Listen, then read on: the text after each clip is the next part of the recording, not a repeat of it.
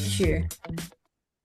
So good morning, everybody, and thank you. Yeah, so we are good to go, and hopefully it's all going to work out, and everything's going to be wonderful. So you see, there's actually a time for things to work and for a time to be so. So yes, I'm Larry Hodes. I think I've met quite a few of you. I'm an entrepreneur. I'm a leadership development, and I do a lot of business coaching. And I've actually got a company called Grow Franchising, which specifically focuses on franchises. However, a lot of my clients are out of the franchise space also.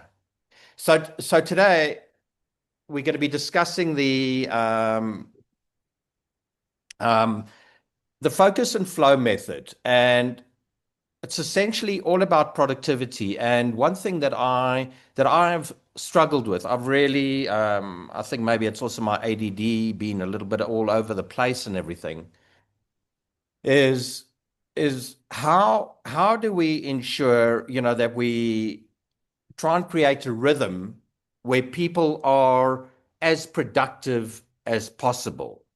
Okay. So, yeah, so today we're going to be discussing uh, the focus and flow method. And as you can see over here, we're going to be talking about a morning momentum ritual, the power of intentionality. It's all about clearing your clutter, the productivity pyramid. Remember Pareto's law of 20-80, 20% of what you do gives you 80% of your results. And then we're actually going into the focus and flow time blocking system. And then one of the biggest things that I know works for me is accountability, having somebody hold me accountable.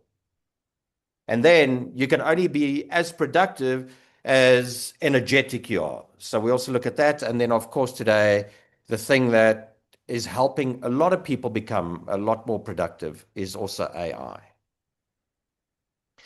So, so as I was saying, I'm one of those individuals where I was always busy. And I honestly believe that almost all of you on this program, you don't sit around and being lazy and everything. You are productive. When I ask you how's your day been, often you will say it's been busy. But then the question is, I know you are busy, but the question is, what are you busy about? And often I've seen that people are focused on the wrong things. Yes, they're doing things, but remember, and I just want to go back to the 20 and the 80%. 20% of the things that you are doing is giving you 80% of your results. But research, but research, but research clearly shows that people are focusing on the 80%, which is only giving them the 20%. So, and yeah, so why do entrepreneurs feel, that they're struggling with their time a lot? Without structure, it's easy to fall into the trap of working longer hours, constantly thinking about the business, never fully switching off. And you always feel that you're falling behind. But the real problem is, it's not that it's a lack of time.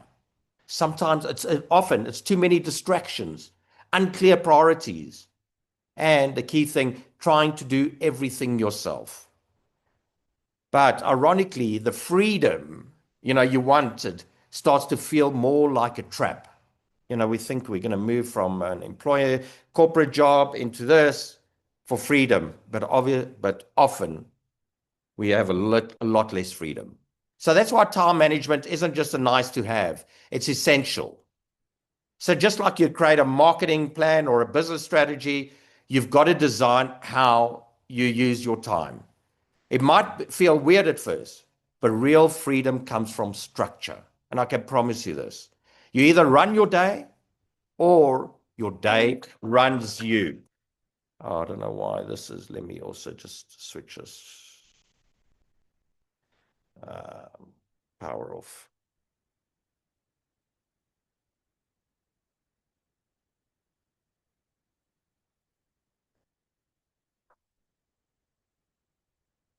Okay, let's see. Hopefully it doesn't come back on.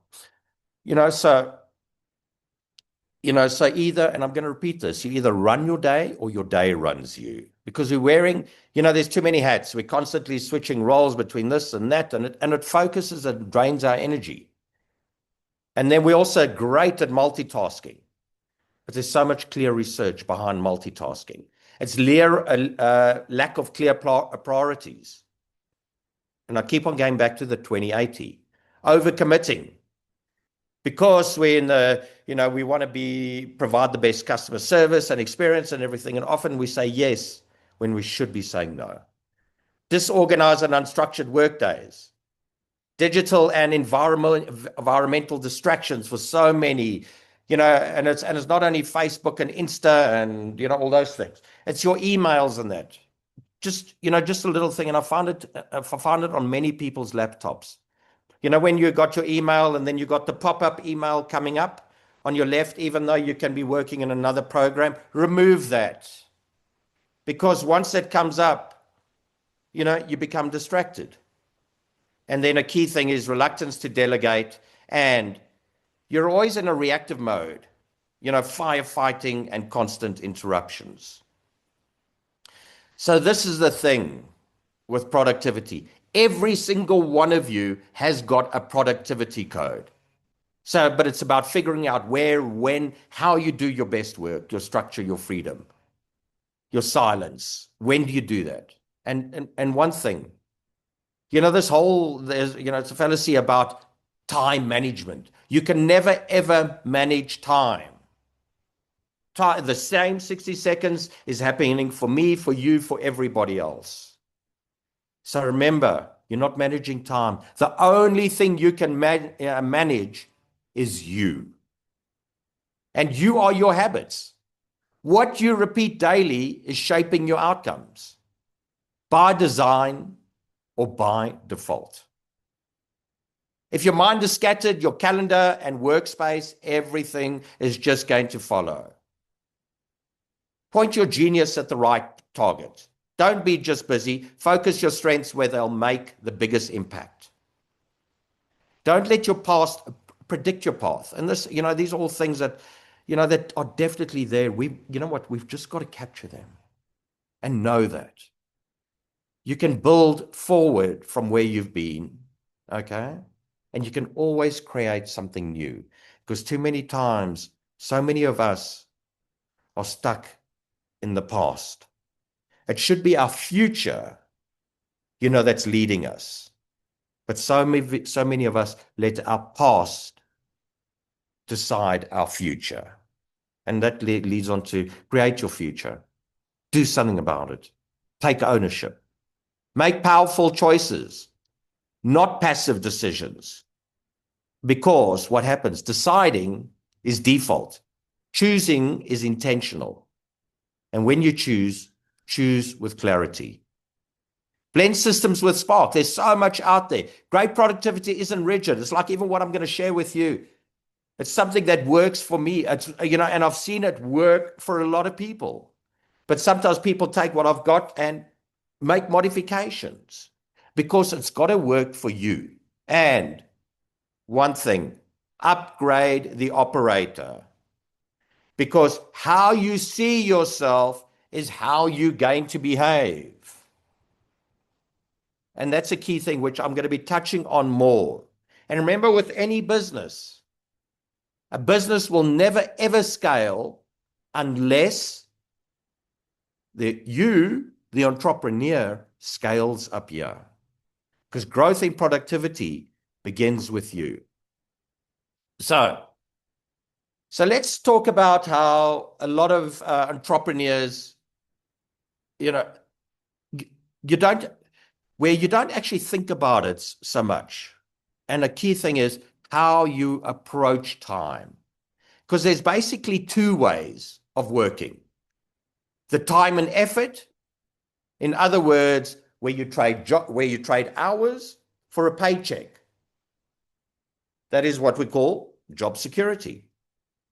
But then you've got the outcome economy, which is where all of you are as entrepreneurs, where you don't get paid for showing up. This is a key thing. You don't get paid for showing up. You get paid for what works. And going back to, I know you are busy, but what are you busy about? And often, like I say, we're busy on the small things that deliver small results.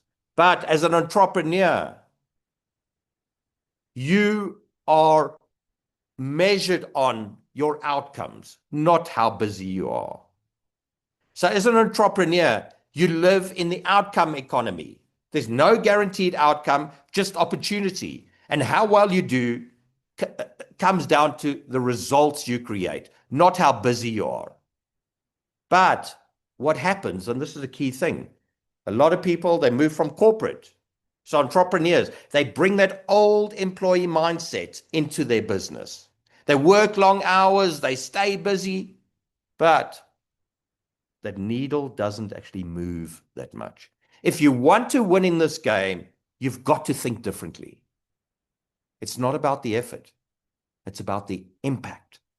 It's about the outcomes. Focus on what actually drives growth. Focus on that. And then look, sometimes you might even ditch a lot of the things that you're currently doing. And I honestly believe this, and it's, this is a quote that I've used for 20, 30 years, because I honestly believe, how do we become a great leader? Because as a leader, we've got a lot of things on our plate. And often, we might have great leadership skills here and there, but if you don't have better time management, in other words, better managing yourself, things don't always work out. So, when I was talking about you got to upgrade the operator. So there's a formula, and a formula says success is equal to two things. Success is equal to mindset and tools. But if we look at this, what does that say there? Mindset is 80%. And the tools and systems and processes, even your environment, the economy and everything, only accounts for 20%. Because this is the thing, even in the worst of times, when things are really bad, okay, there's still somebody doing it. There's still somebody making a lot of money. There's still somebody being incredibly productive and achieving those outcomes. And this is the thing, I can share with you the tools, systems, and processes, which I'm going to do. But if you don't adjust up here, you know what? It's going to be great for the next week or two, because you're still in the emotional mindset. Wow, I think I've got to make this. I've got to make this. But what happens after a period? We go back to where we were, because we did not also work on adjusting our mindset. So let me share with you one of the most overlooked productivity tools, intentional repetition. Okay? It's the habit of repeating the right actions with purpose, especially in the morning, when your mindset and energy set the tone for the entire day. A strong intentional morning ritual creates momentum. And what happens? You stack a few great mornings, you build a great week. What happens when you build a great week? You still start building a better life. Your inner game, how calm, clear, and focused you feel, is your biggest asset. And your morning, and I honestly believe this, your morning ritual determines the rest of your day. So ask yourself, what has made you feel strong? Physically, what makes you feel strong? Physically, emotionally, mentally. For me, it's about drinking a lot of water. I'd say it's at least 5 times a week. I do 30 minutes of exercise, physical, get that heart beating and everything. And I do 10 minutes of meditation and for me, and I think a lot of you know, it's always been about gratitude. And even though I'm not a very religious guy, one thing that I do, I put on tefillin. I don't know, it's just something about that. It just grounds me. Whatever it is for you, I'm just sharing what works for me. But the key thing, when I'm putting it on, I'm not just putting it on for the sake of putting it on. I'm being present and I'm being mindful. And it just centers me a lot. Because when I do that, yeah, absolutely, I'm centered and I'm ready for anything. But when I skip any of those things, the water, the exercise, the gratitude, the meditation, to fill in, sometimes, and it's amazing. I can always catch myself. I don't know why my phone's coming through there. I always catch myself when I haven't done it, and and I can feel myself that something's off. So be intentional about your morning and repeat it. Create a ritual, because you'll see how your energy shifts. And that's the power of intentional repetition. And it starts tomorrow morning for you. So when you're doing something, do it with intention. Being intentional means know why you're doing something. Be mindful. Know why you're doing something, what matters about it, and what success looks like. And then say to yourself, okay, I'm going to be intentional about this. And as entrepreneurs, remember, we're not in the busy game. We're in the results game. We are in the outcome game. So every decision, every action should connect back to your growth of the business. The more intentional you are, the quicker you move, the better your outcomes. And the easier it is when you like that to bring your team along. But here's the real kicker. The person with the clearest intention usually wins. Because when you show up with clarity and real commitment to a result, what happens as a leader? You lead with confidence, you make sharper decisions, and you build momentum. But here's another truth. Don't commit to something unless you're fully sold on it. Because what happens? A lot of us make decisions. How many of you made decisions at the beginning of this year? I'm going to do this, I'm going to do that, and blah, blah, blah. What happens? Halfway through January, it's already gone because you did not make a committed decision. And that's why, if you're not convinced, your energy will show. You'll hesitate. You'll drag your feet. And nobody else, including your team, what happens? They follow. Sometimes also on the other side, intentional means walking away. Walking away. I know and because one of the things that we said, we try and take on too much. But if you're intentional about what you do, you're intentional about where your goal is. So when somebody asks you to do a job or do something, you will say, it does not form in line with what my outcome is. And it's not bad. That's not quitting. It's actually being smart. And that's how high performers protect their time, their energy, and their focus. Now, one of the biggest things is, and this I'm going to suggest you do it every single morning. Because as entrepreneurs, we've got so much happening. We've got so much happening at work. We've got so much happening in our personal lives. But your mind is like a computer. What happens when you've got too many tabs open on your computer? It starts slowing down.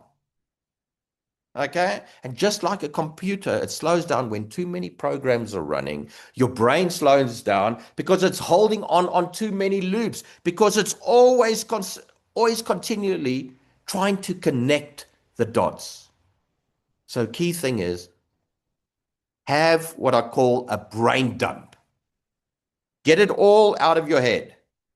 So grab a piece of paper every morning. Write down everything that's been on your mind, whether it's a worry, a thought, a to-do, a frustrations. But don't overthink it. Just go and write. It doesn't matter. Whether it's a task that you've got to do, or like I say, a worry or something like that. Okay. Well, just go and write.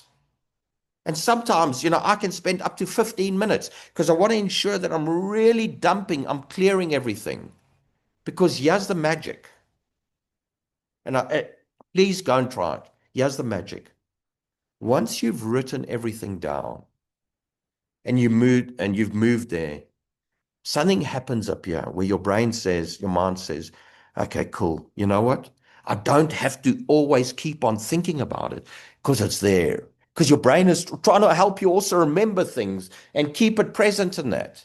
So once it goes there, your brain says, okay, cool. You know what? It's over there. And you will see how your mind then already becomes clearer. So then what you do is go through each item and do two things. Put a check mark, go and put a check mark to something that is either in your control or out of your control. Remember Stephen Covey, one of the 7 habits is often as human beings,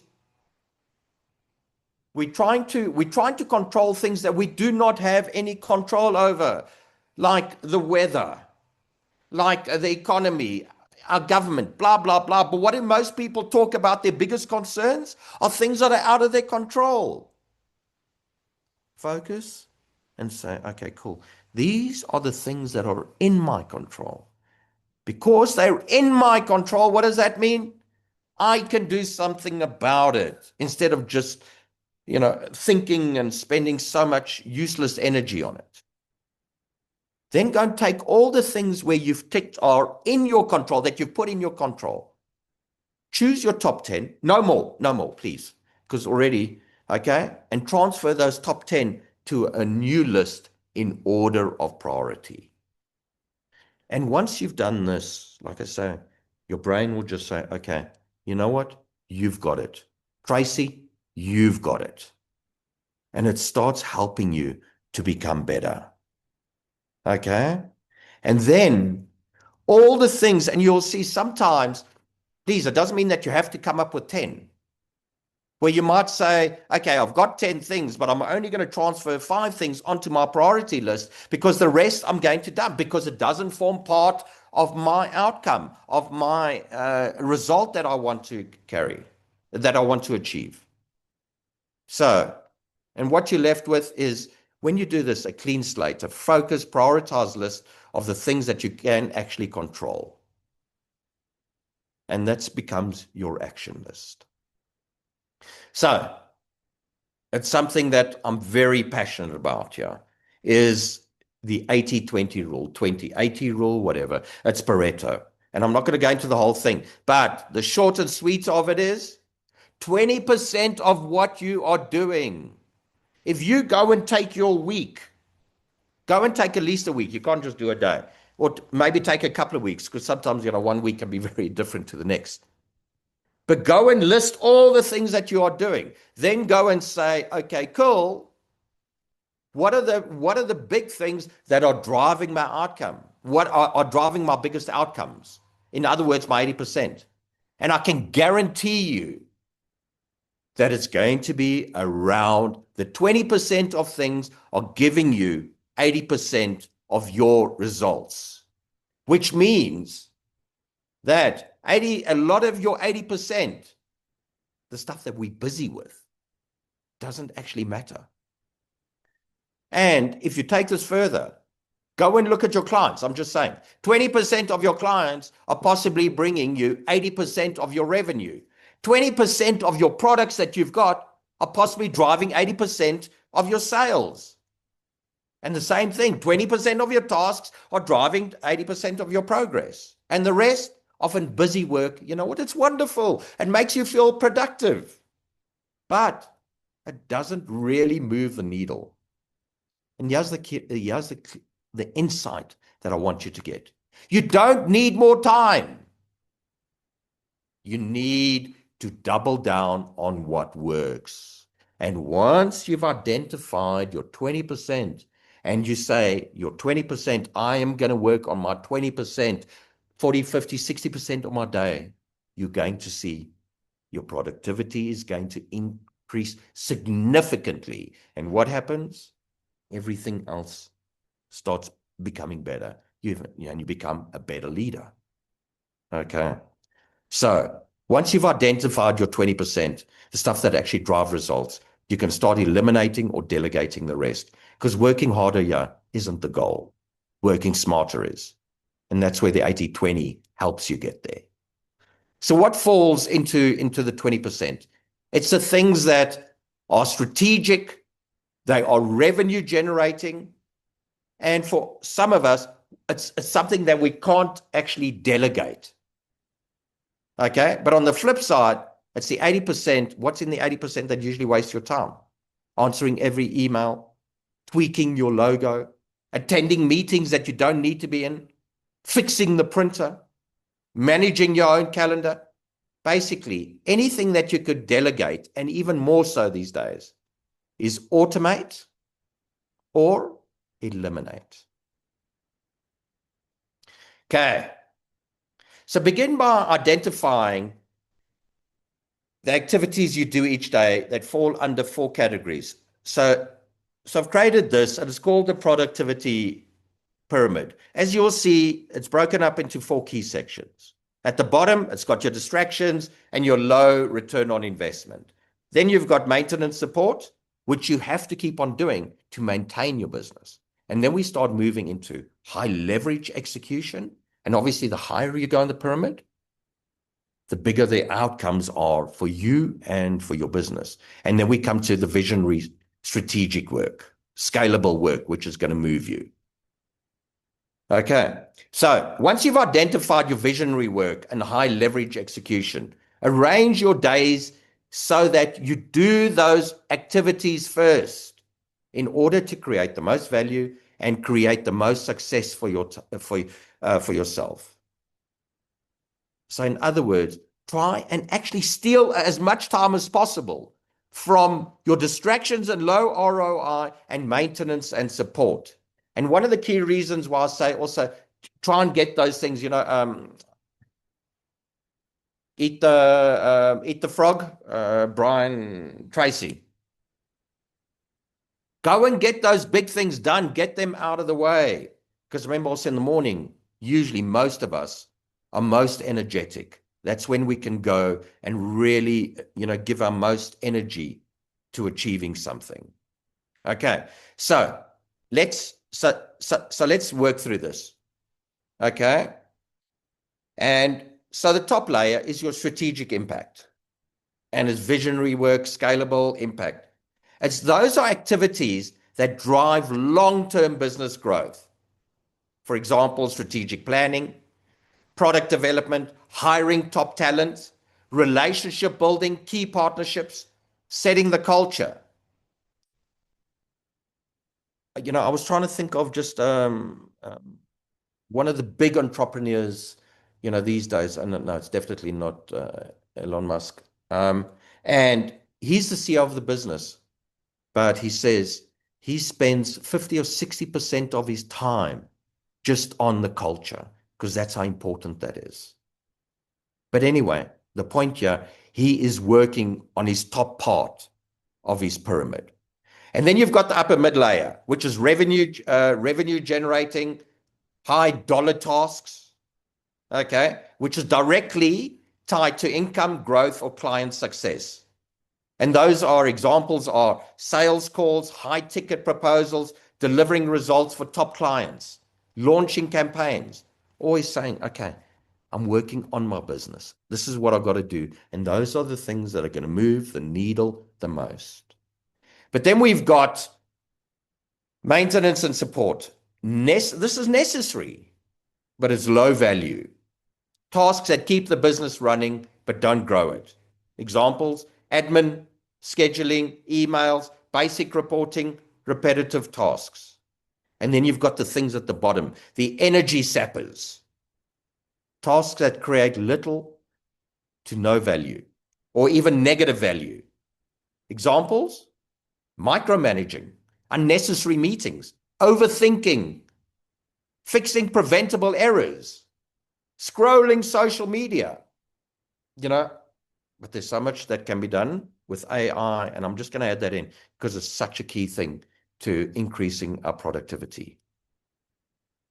So we're going into the model. So I just want to take a step back. You've had a brain dump. You've identified what are your most important priorities.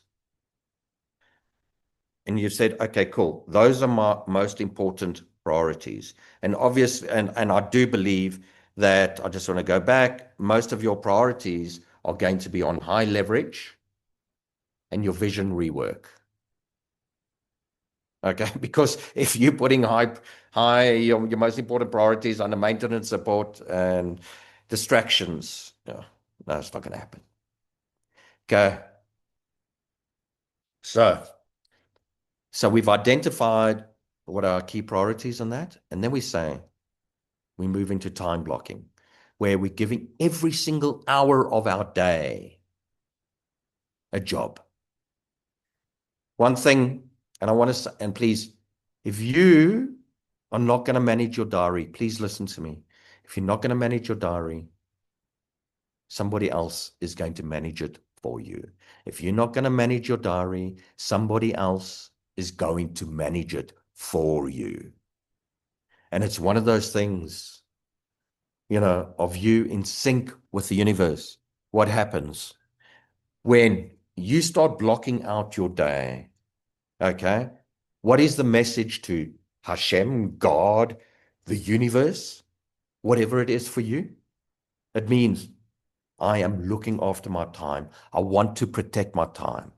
And you'll see, and go and do this, and you'll see what happens. If you start doing this, you're going to have a lot less distractions coming your way, even a lot less things going wrong.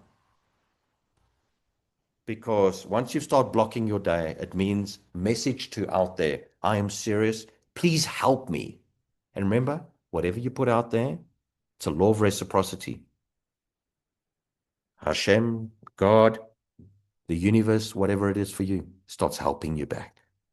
So time blocking is one of the nearest things to productivity magic. But a lot of people actually don't utilize it. And here's how to overcome some of the big reasons why. I can't seem to get important tasks done. I'm always distracted. Where do I always lose focus? And those are things that I hear from clients all the time. But when I recommend perhaps the most effective time management technique ever devised to help people stay on track, most of them balk. You want me to plan my hour every day? Yes. Go ahead. Go and do it. That's what I want you to do. Because, you know what, let's face it. Most entrepreneurs, they don't struggle with not working hard enough. That's not the issue here. You struggle with working on the right things at the right time. And this is what we're trying to create here. Not only working on the right things at the right time, but in the right way, because you're coming there, you focus, and that's going to be another part which we're coming to, the focus and flow. Okay. And then remember what I said? Use your mornings for your big work, your big strategic work, your things that are going to move the needle the most. Those high leverage things and your scalable things on the top of the pyramid. And then use afternoons for admin or shallow work. That's cool, because you need to do those. Remember? Because those little things can fill your energy, your lower energy slots later on in the day. So when you're doing your diary, there's two parts to your diary. You've got your focus days, and you've got your admin and alignment days. So that's key. Your focus days and your admin and alignment days. So let's talk about focus days. The purpose of a focus day is simple. This is obviously your high priority items. And those are things that are going to move the needle the most, which means it's productivity that's going to drive your results the most. So on a true focus day, at least 80% of your time is spent on the top 3 money-making or results-generating activities. These are high-value items that move the needle the most. When your focus days are working well, what happens? You feel in control, you're generating income, you're building momentum, and using your time with purpose, using your time with intention. But when you're not, you will see things begin to unravel. Free days disappear. You stop delegating, and everything feels suddenly you're in the reactive mode again. So here's the exercise. If I took away everything away from you, everything that you do, what would be the first activity you'd grab back that would make you the most money? And I want you to think about that. If somebody came to you and eliminated all of your tasks and you were only allowed one thing back, what would that be? This is going to help you identify those key things. And then once you've identified your first thing, then you say, then I'd ask you, okay, cool. Out of all the things that I've taken back, what's your second most important? And what's your third most important? And then what happens? You've actually designed 3 of your focus day anchors. Those are the things that you should be aligning with your focus days, where you're spending 80% of your time. And that can be selling, client strategy, leading your team, working on the culture. Because your job on a focus day is to protect, exactly it says focus, protect that focus. Because when you're consistently spending your time doing the highest value things, only you can do, your productivity and your business skyrocket. Another thing that I'm going to add here is, why did we actually become an entrepreneur? Is for us, yes, I'm sure for many of us, to make money. But another thing is to have freedom. And that's what starts happening. So what's an admin and alignment day? Okay. It's a dedicated 24-hour window to reset, realign, and get ready for high performance work. Okay. And if you manage to squeeze in a focus activity because you've already got on top of your admin and everything, that's a bonus. That's a real bonus. But what happens once you start doing that? You'll end the day lighter, clearer, and prepared to either perform or rest fully for the next day. So the 3 core purposes: clear the clutter, tidy up loose ends of an admin and alignment day, unanswered questions, admin buildup, unresolved issues that drain your energy or attention. Then identify what you can delegate or systemize. Just another thing with systems, because we're talking about productivity. If you do anything and you've done it once, okay. But as soon as you see you're doing it for a second time, systemize it. Because what happens, once you systemize it, you don't have to think how you are going to do things. Okay. Offload tasks that aren't yours to carry. Use this time to hand over, document, or train others so you can stay in the zone. And then level up your tools. Invest in your future capability. Learn a new skill. Grow your mindset. Test a new system or set up the tools that help you to operate smarter, but not harder. Okay. So now we come into what I call the focus and flow time blocking system. And this year, I'm telling you, is such a powerful thing. Because what happens when a lot of us do, we might have our focus day, we might have our focus hour where we've gone and done all of that. And we say, okay, for the next hour, I'm going to be focusing on strategy. And we just go into it. But remember, yeah, there's a bit of intention because you've said, I'm going to work on strategy. But remember your brain. You can work with your brain. Adjust your mindset here. And this is a key thing.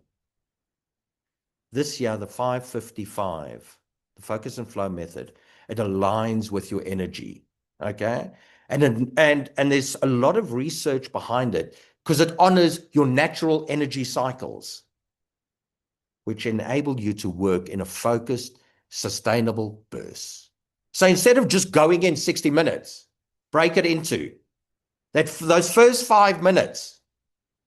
Set your intention. In other words, at the end of this hour, what do I want to have achieved? What does success look like once I've done that? And not only go and do that, visualize it. Visualize yourself actually doing that. Remember, you've got something incredible here. Use it. It's there for you to use. So visualize it. Put yourself in that state and identify that one task. Then, this is when you go, what I call, this is your flow state, where the next 50 minutes, you go in and please, obviously, all other technology, everything switched off. You've got no distractions. Okay? No multitasking. You're just going into that one high impact task. And you go and you hit it, you clap it. And then what happens? The last 5 minutes is just take a seat back. Don't go move. And you reflect and reset. What worked? What didn't? And then sometimes, we've got some mental clutter in there. Shake it off. Shake it off. Go and park it. Go and put it somewhere. Okay? Get up in those 5 minutes. All you have to do is stand, do a few stretches, and it's amazing how you might feel, quite, But in those 5 minutes, if you just reset and reflect and stretch and everything, what happens when you stretch? You change your state. When you change your state, you change your energy. When you change your energy, you change your behaviors. So, and that's a key thing. And then what happens? Get ready to repeat. And you do this, but it doesn't mean 5:50 and you do your 5 stretching, reflecting, and reset. The next 5 minutes, when you're going to the next hour, 5 minutes again. Set your intention and say, what do I want to achieve? Visualize it, and not only, when I say visualize it, guys, don't only intellectualize. Don't just visualize, okay, I see it. Feel it, emotionalize it. And that's a key thing. And that's what gets us going, is when we feel it, when we emotionalize it. So after 2 of those 5:55, then take a 30-minute recharge break. And that go for a walk, eat. You know what? Go and do something. And I'm actually going to recommend switching off completely. Because your brain, even once you're still coming out of this, is still busy working and everything. But remember, while it's still working, it's only got so much energy. Your brain's like it's like a battery. If you keep on using the battery all the time, eventually it's going to wear out. So even when you've finished your 50, you've done your 5 minutes reset and refocus and that, okay? Your brain is still working on things. But cut yourself off, switch off. Try and go and do something that's going to break that focus. Because what happens? You're saving your energy. Now, this might seem like a silly thing, okay? Mark Zuckerberg, I'm sure some of you know, and it was also with Steve Jobs. Why do they wear the same clothes day in and day out? Because why? It's one less decision that they need to make so they can focus on the bigger stuff. I know it seems like a small thing, but that's how disciplined they were. And this is saying, the less, when you clear here, relax your mind. And that's when you can actually switch off. So this rhythm matches what we call, it's the ultradian cycle.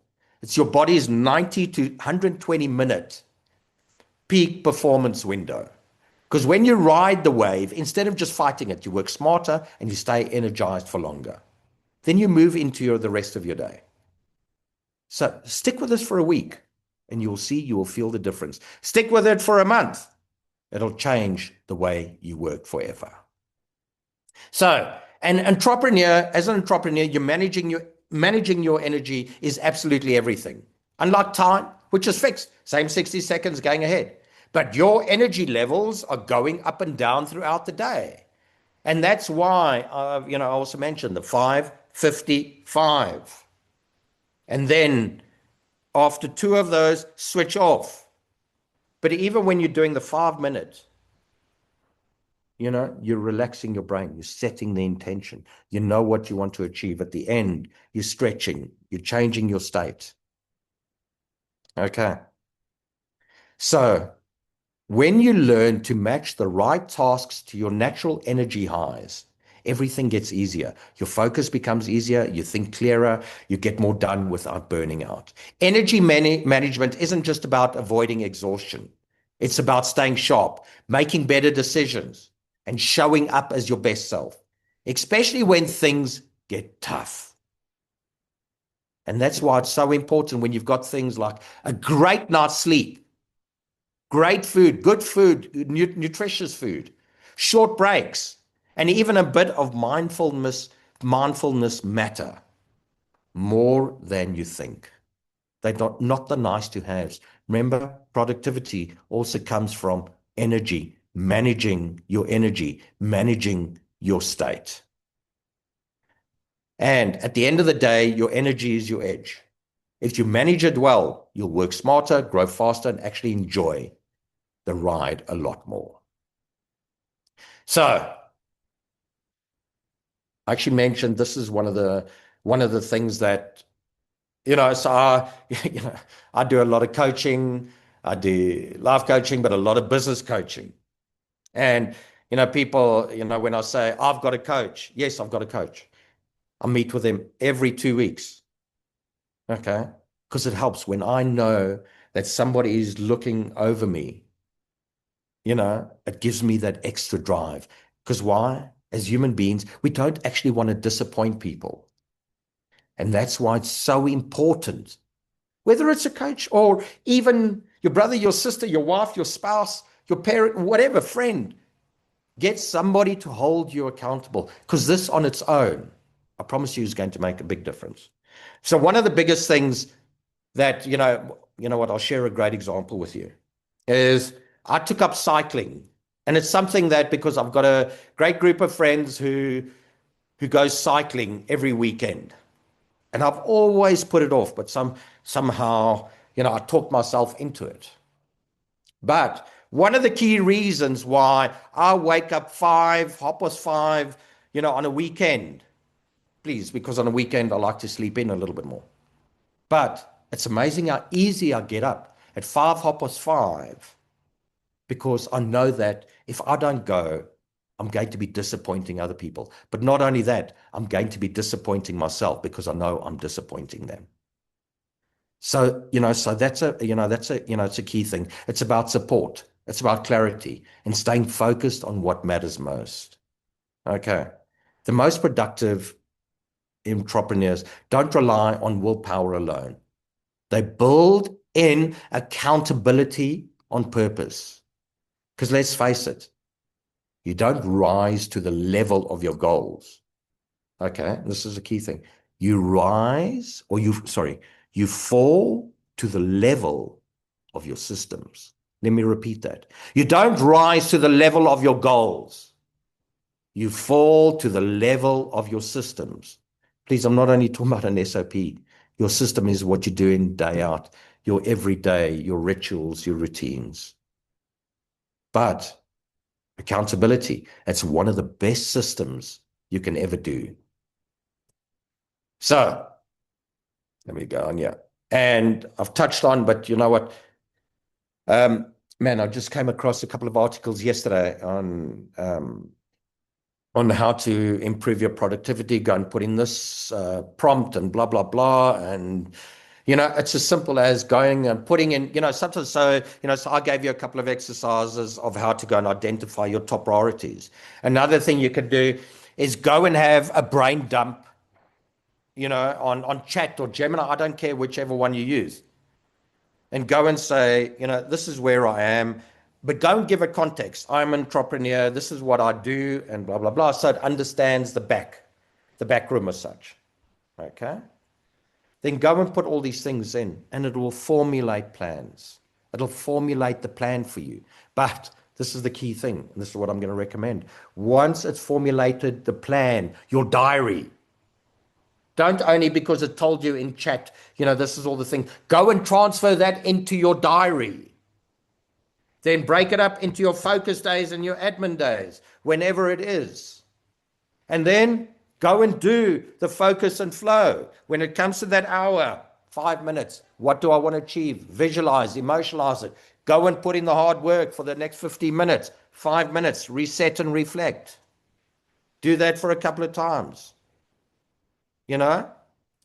But AI, using AI isn't replacing what you do. It's about getting smarter with your time, whether it's drafting emails, generating ideas, analyzing data, automating repetitive tasks. It helps you move faster and focus on what actually drives results. So think of it like this. You're still the CEO, but the wonderful thing is you've got a 24/7 assistant who never gets tired, who's never distracted, who never talks back or is stuck in meetings. The most productive entrepreneurs aren't just hustling harder. They're building systems, using leverage, and putting tools like AI to work for them. If you're not using AI to buy back your time, you're missing out on one of the biggest advantages. Please, I'm stressing to you, AI is here to stay, guaranteed. It's here to stay, but it's how you leverage it, which is going to make the difference. And if you don't leverage it, I'm telling you now, you're going to fall back. I went to Graham Codrington, which some of you might know is quite a well-known speaker, a trendsetter, futurist. And I remember I went to a talk of his about a year and a half ago, at least, and he used the example. A marketer, yeah, they're still going to do all right. Okay? But they're going to but they're going to begin falling back.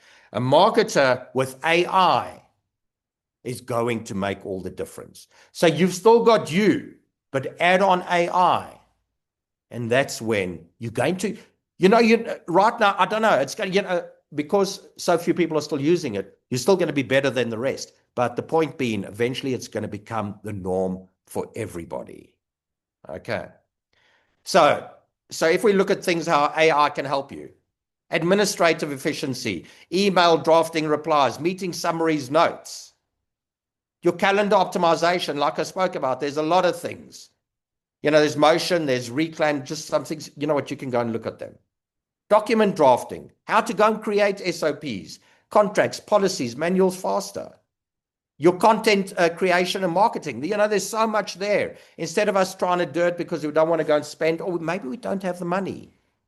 But you've got somebody to go and assist you. Decision making and strategy. Data analysis, there's so much that can be done there. Sales and lead generation. Let it build a full campaign for you. Productivity and focus, exactly. I've discussed that.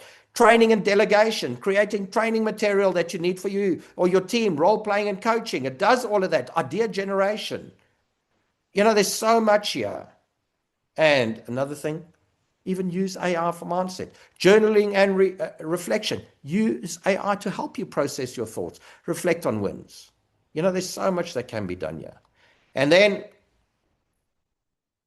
it's powerful to look at your life and look at the things that actually rob you of your energy.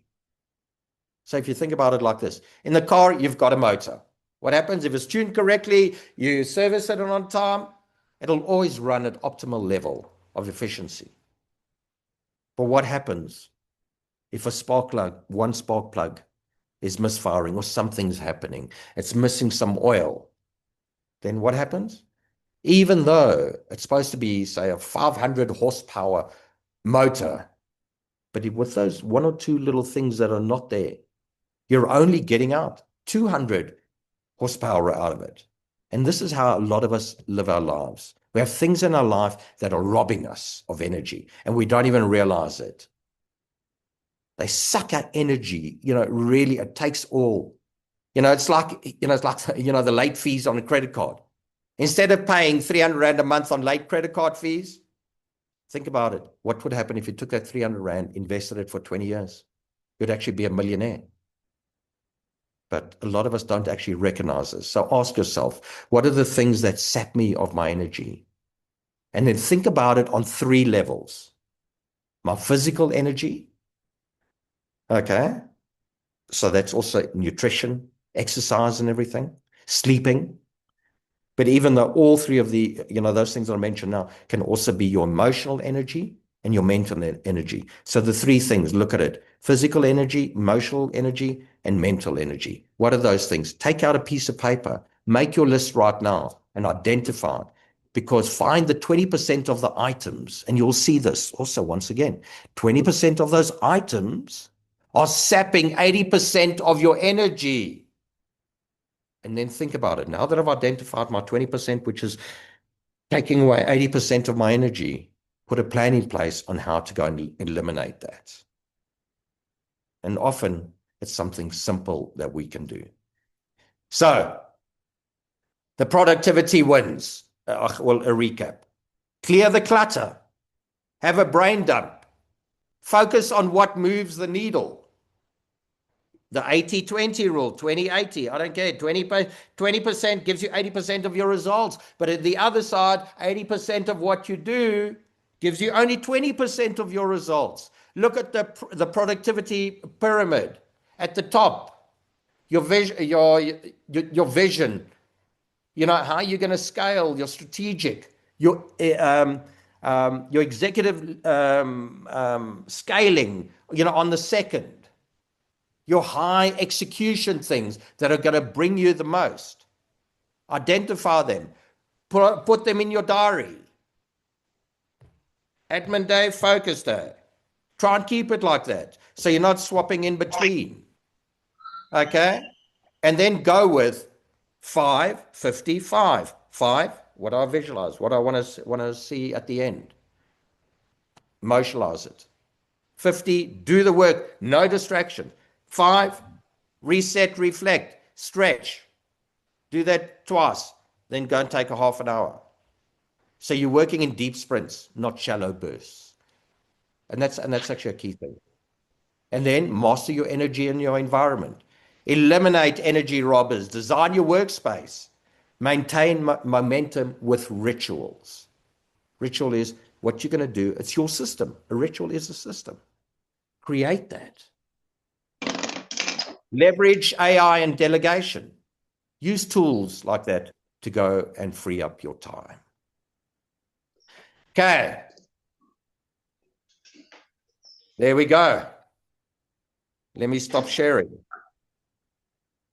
Are we still sharing?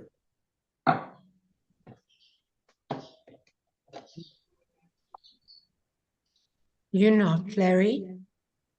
I'm not sharing. Well, we can just see your screensaver, not the full you. Oh, and I'm wondering, why doesn't it come back to me? Okay. Well, anyway, so come, let's talk. Come, let's talk. Any questions?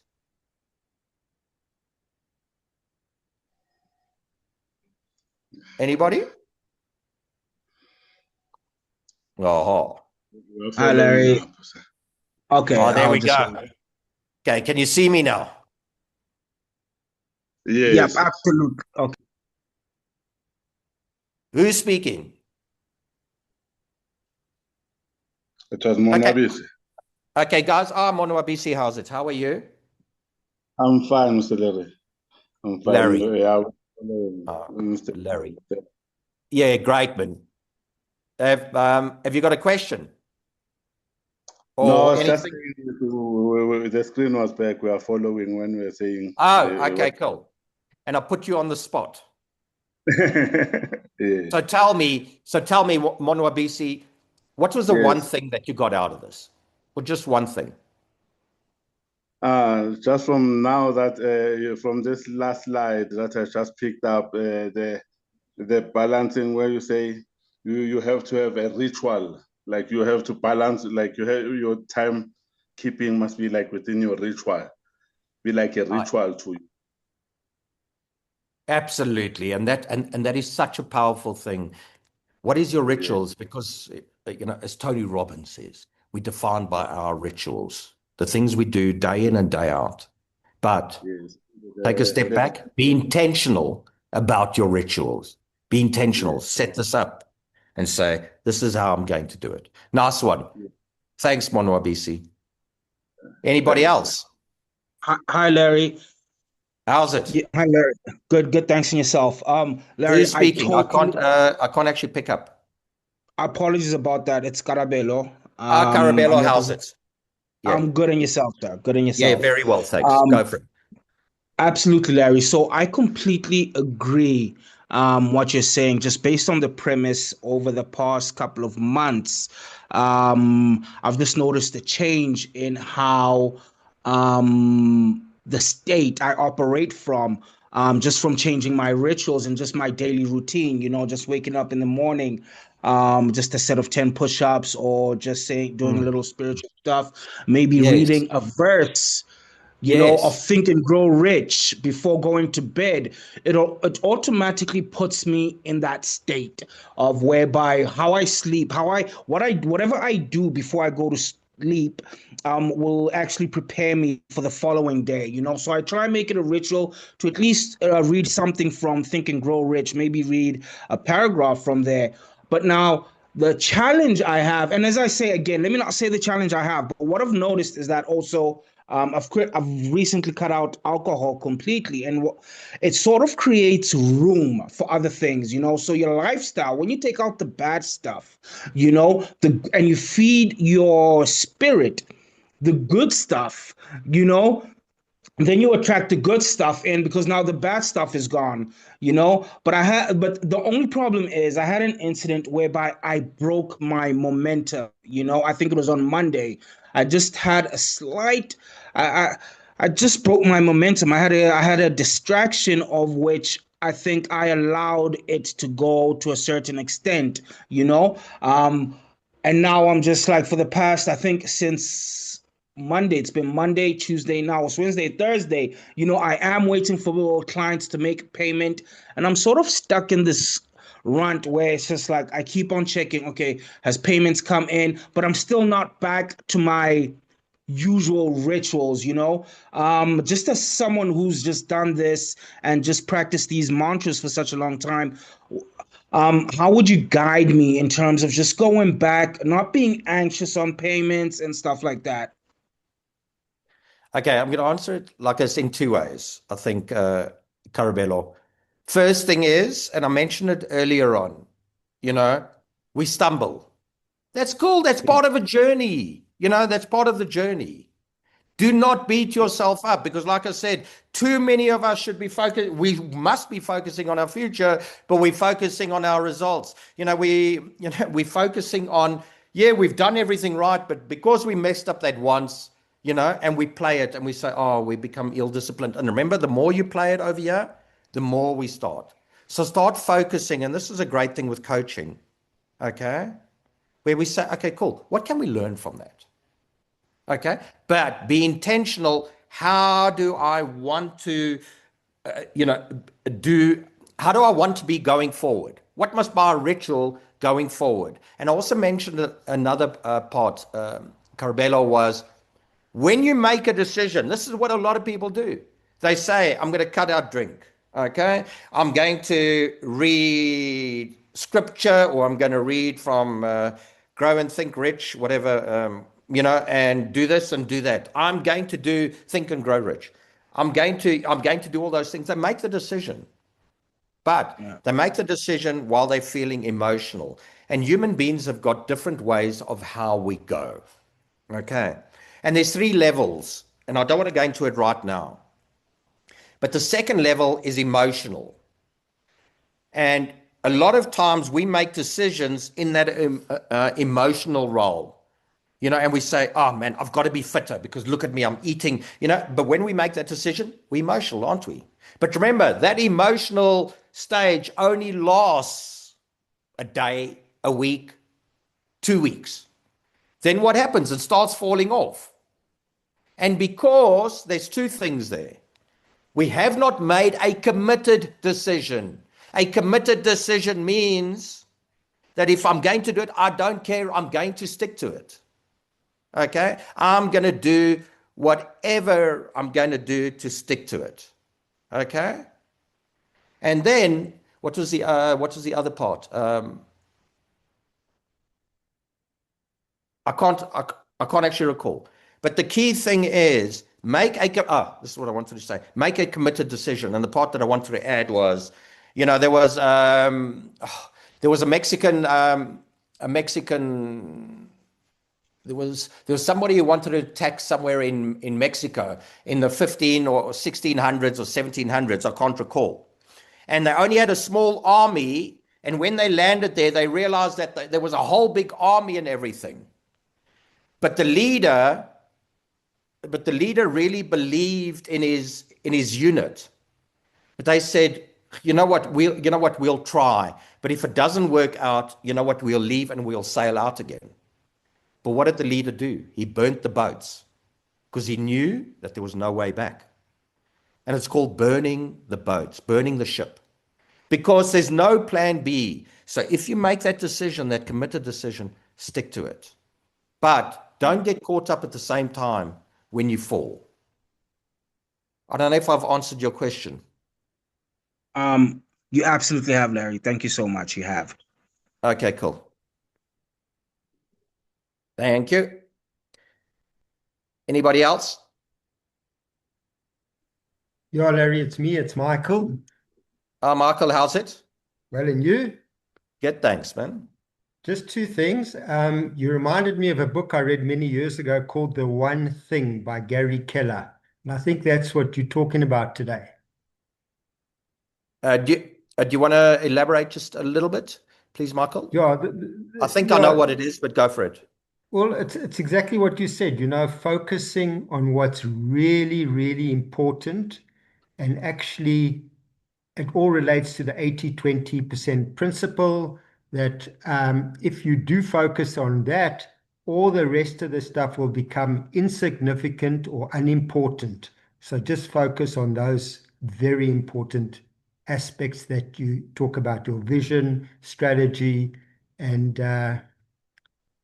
things that are going to really help you in the long run, because I think it's all about the long game. That was the one thing. Then the other thing that you reminded me of is that I now realize that I actually need help in my business, because as you correctly said, there's a million moving parts, and it's very difficult to do everything yourself. So that's something that I also have to look into. So thank you.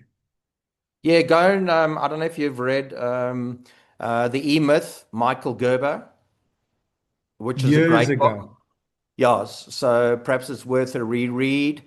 There's another guy. Shit. I can't remember. Okay. And that's also a great book, but Yeah. okay. So Michael, keep the main thing. The main thing. Keep the Yeah. main thing. The main thing. And that's what you're saying. The one thing. Keep the main thing. The main thing. Yeah. There we go. Thank Okay, you. cool. Thanks Thanks, again. Michael. Wonderful. Thank Nice you one. very much. Absolute pleasure. Brilliant. Yeah, Okay. Nadine here. Who? My camera on so you can see me. Nadine. Nadine, how's Everyone it? at Port knows me as Nadine Hofko. Lekker. Yes. Hi, guys. Thanks for the session, Larry. I just wanted to comment as well. And, I'm in the process of launching a business in another country and trying to keep the lights on here. And it's incredibly busy, and everything is important that needs to get done. And I think where I struggle is, and what I've taken away from today's session is really just understanding what your most productive time of the day is, and use that to do the deep work and the stuff that you really struggle with when your brain is at its strongest. And definitely blocking things out in the calendar as well. But I was just going to say also that it can be tricky when you kind of which things do you jump between? And what I'm finding incredibly helpful is really just blocking out time for each thing, because if I know that I need to do this business plan, it can be quite overwhelming to, think of it as this mammoth task. And what I've found helpful for myself is just breaking it down. So going, okay, I've got an hour every day to spend on that, and then get back into it. And if I feel like I'm on a roll and I want to carry on, then I carry on. But, I find that for me, I'm very variety driven. So I get bored if I carry on with the same thing for too long. And I find it helpful to just kind of go, okay, I'm doing sales for 2 hours, then I'm doing this for 2 hours, and then I've got an hour for this, and schedule in breaks for myself during that time too, so that I can just go and reset and then come to the next thing. So Nadine, yeah, brilliant. And so you're already doing a lot of the stuff. You're identifying your key things. Okay. You're putting them in the diary.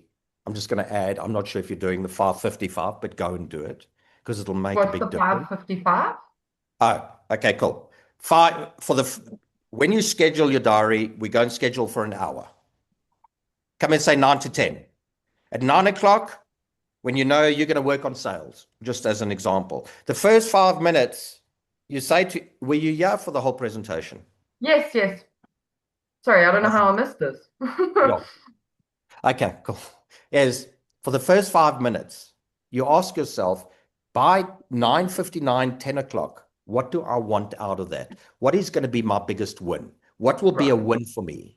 Okay, so see that. And then you visualize it. Visualize yourself achieving it.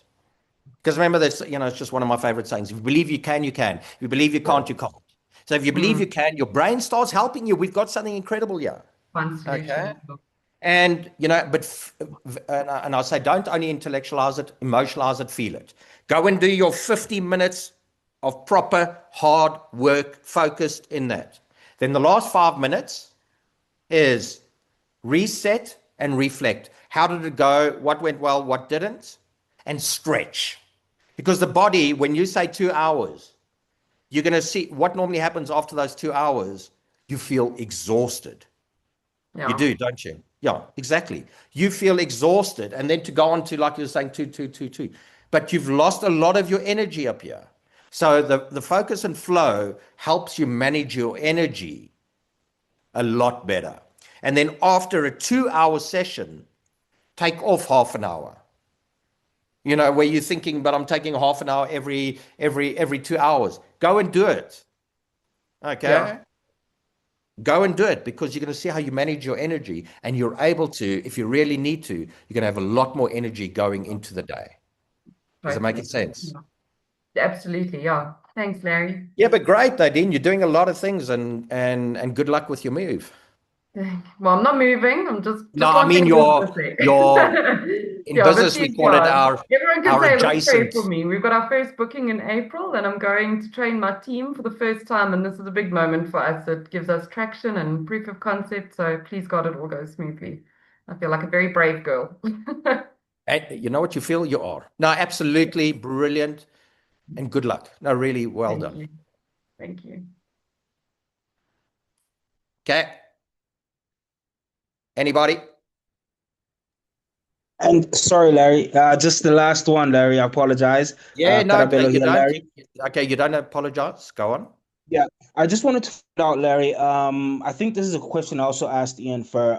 Currently, what books are you reading that's got you engaged, that's got you like what are you feeding your mind? That's got you let me not say motivated, but just has you fulfilled? Is there anything that you're reading at the moment? Or let me rather say, when you got into business, what material and what were you feeding your spirit in order for you to perform at such an optimum? Okay, I'm going on my phone for one reason. I do for a productivity point of view. Okay, because sometimes I'm going from client to client. Okay, and I know that reading, learning, becoming better is one of my values. Okay, so it's called net, no extra time. When you're doing something that you don't have to actually put in extra time. So while I'm driving to a client, instead of, please stop listening to the radio. Okay, stop listening to the radio or whatever. Use that time better. Go and listen to Audible. Okay, listen to Audible, or there's a time for music. I love my music. Sometimes my brain's so up here, but there's a time for music, and I just want to go through because so the book that I've just started reading now is by Ner Eyal, which is on belief. Okay, how beliefs shape us, and just part of, and I'm very passionate about that because if you believe you can, you can. If you believe you can't, so that's a great book. I just want to, because I was looking for the other one. Maybe it's sitting on my other one, but how to consciously design your ideal future was a big one for me. Michael McCallovitz, that's the one that I wanted to speak to you about. The E Myth and Michael E Gerber. It's called Clockwork. So that's another great book. So, so for me, Carabello, what I do, it's a mixture of psychology and mindset books, but also business books. I bring that in, and I'm always doing that. I've always got a book next to me, but right now I'm just reading some fiction book, because when I'm at night, then I'm ready to go to bed, and I'll only have 2 or 3 pages that I read and I go to sleep. So I use that to switch off as part of my nighttime ritual. Okay, but I try and listen to as many mindset and business books.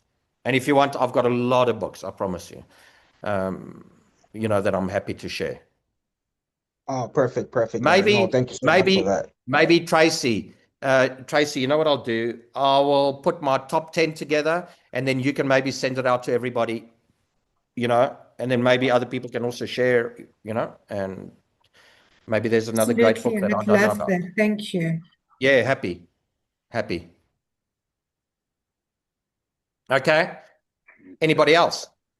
Okay, maybe just to come in again, Mr. Larry. It's Monwabisi again. Larry. Mr. Larry. Larry. Yes.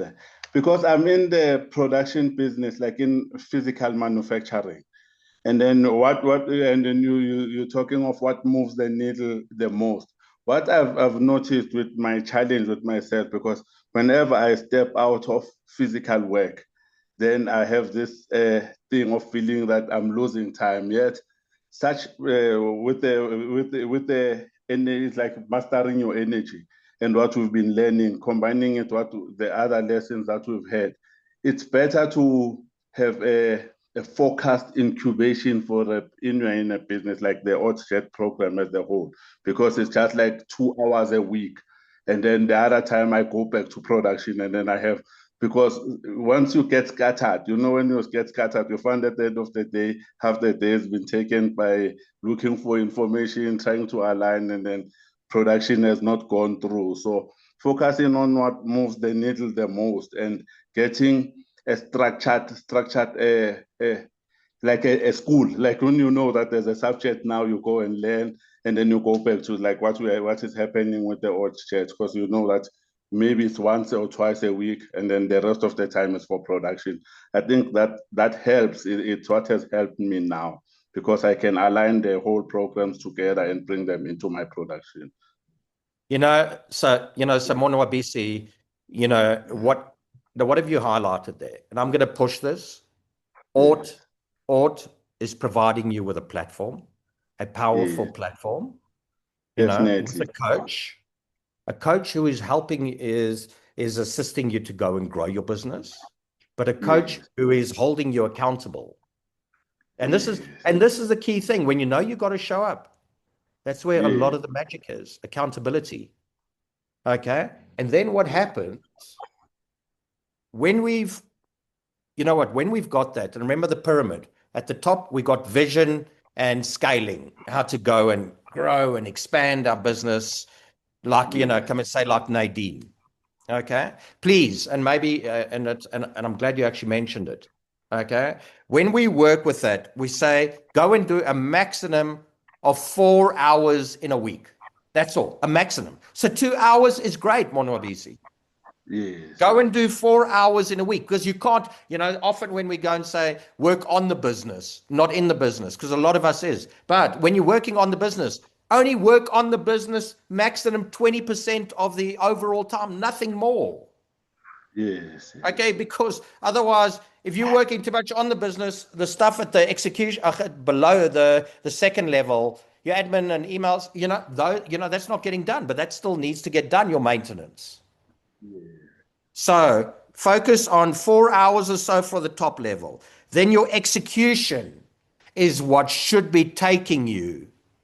Yes. Those things should be taking you about 70% of your time.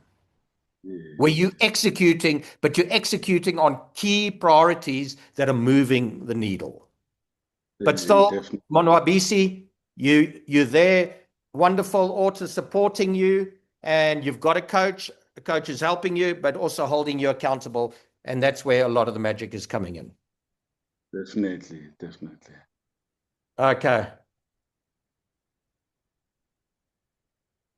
Thanks very much. Anybody else?